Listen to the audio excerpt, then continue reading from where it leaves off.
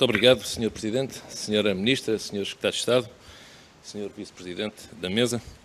Sra. Ministra, eu falo-lhe com a sinceridade de quem quer o seu êxito, porque o seu êxito é o êxito de um combate que o PSD trava há muito tempo, que é o combate da coesão territorial.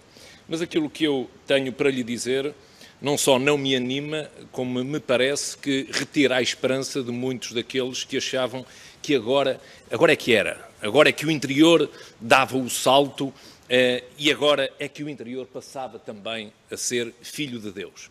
Mas eu não quero ser injusto e com todo o respeito lhe digo, Sra. Ministra, que sabe que é muito, que a Covid apareceu e parece-me que a Sra. Ministra desapareceu. Entrou aqui numa espécie de layoff político. É que não houve quase nenhum governante, e eu acho que todos estamos de acordo com isso, que não viesse para as televisões falar de tudo e mais alguma coisa, especialmente dos impactos que a pandemia teve nas respectivas áreas governativas. E esperava-se, sinceramente, que a Sra. Ministra, como titular desta pasta, pudesse dar uma palavra de alento a algumas regiões que estão hoje ainda mais acrescidamente deprimidas e algumas populações e empresas que precisavam desse incentivo suplementar. E, portanto, lamento dizer-lhe, não se deu por si durante este período. Este confinamento até poderia ser normal, se o drama afetasse todos por igual, mas não afeta. Não afeta. O abanão, e a Sra. Ministra sabe isso perfeitamente, o abanão em algumas partes do país é um terremoto naquelas partes do país que já vivem em penúria. E, portanto, bem podem trazer-nos discursos bem intencionados que isto não transforma a pasta da coesão territorial numa pasta prioritária. Não. A Covid-19 trouxe com ela outro vírus. E nós percebemos todos isso, que é o vírus da comprovação da irrelevância política do interior do país. E isso, Sra. Ministra, é mais do que uma frustração. É uma angústia para quem lá vive. É mesmo uma grande angústia para quem lá vive. Mas como nem tudo é negativo e como mandam as boas práticas, digo eu, da propaganda, na véspera da vinda ao Parlamento, a Sra. Ministra emergiu na comunicação social, lida e ouvida, ouvia hoje de manhã na TSF, e para quê? Fez bem para piscar o olho aos autarcas, aqueles que conseguirem executar obras até junho de 2021, que tenham essa capacidade, vão ter as tais comparticipações a 100% a fundo perdido, e aquilo que lhes deu, eu não estou contra isso, aquilo que lhes deu foi um passaporte para ganharem as eleições em outubro de 2021. É que isto é cirúrgico, este calendário que o Governo escolhe para, no fundo, dar esta benesse aos autarcas, não é ingênuo. Já vamos ver se é de todos, pois é que essa é que é a questão. E por isso o nosso apelo é este, Sra. Ministra, este brinde pode ser saboroso, pode, mas não pode tornar-se pernicioso. E torna-se pernicioso, ouvi uma voz aqui de uma colega a dizer, é para todos os autarcas, pois é. É que se fosse para todos os autarcas, e se for para todos os autarcas de todos os partidos, sem discriminação de nenhum, eu acho que está tudo muito certo. E mais, Sra. Ministra, acabou por confessar há pouco algo que me preocupa, porque vai contra o ADN do seu próprio Ministério.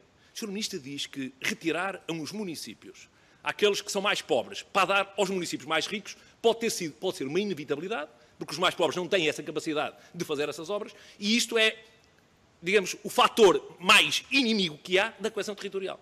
Pois é, a Sra. Ministra a confessar aquilo que não devia confessar, mas que eu compreendo. A vida é assim e as coisas são o que são. Mas, Sra. Ministra, há aqui algo que é importante também que se faça.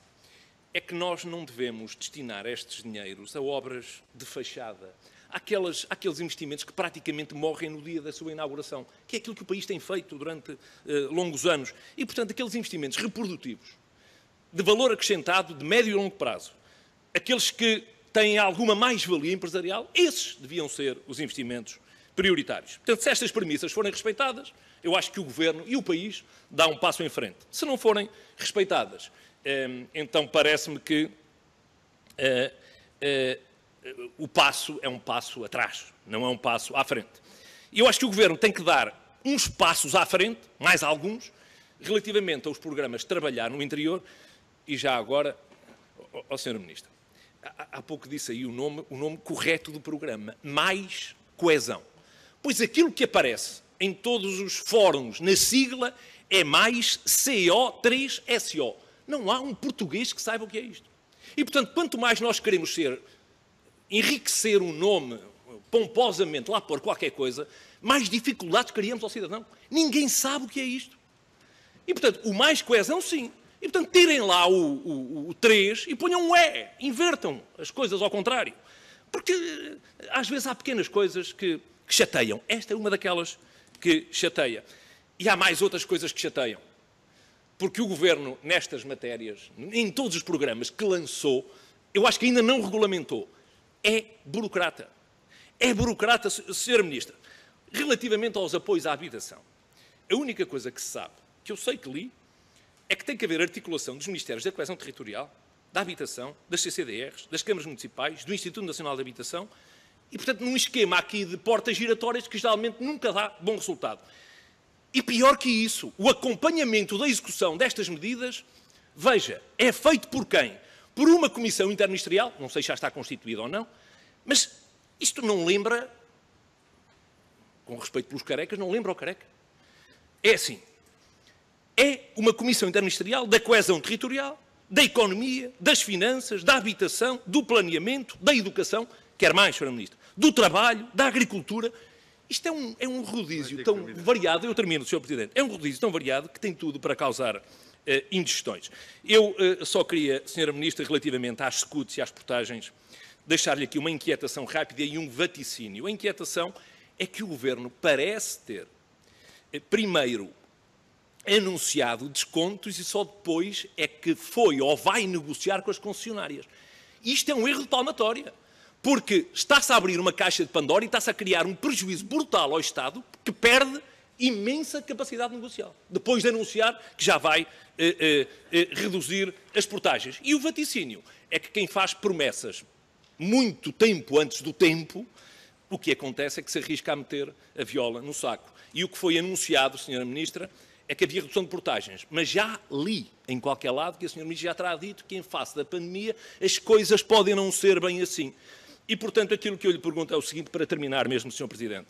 As portagens das ex-SCUT vão ser mantidas ou vão mesmo ser reduzidas?